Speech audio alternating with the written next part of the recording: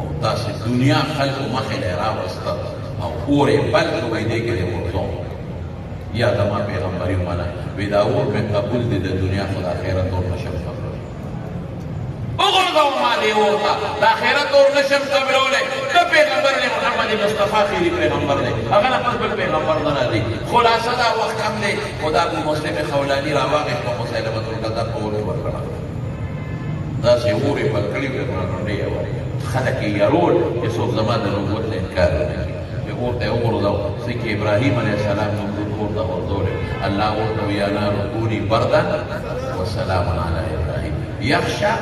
معتدل سلام معنا معتدل چې د یخوالي د ابراهیم په تکلیف ونه رسې علیه السلام دقسې اور ټولې ګلزار شو ابو مسلم خولاني ته راووت چې مسیلمه پوه شو چې اور خو نه سوځاو معلومېږي دا چې په ده زما څه قدرت نشته نو اوس راته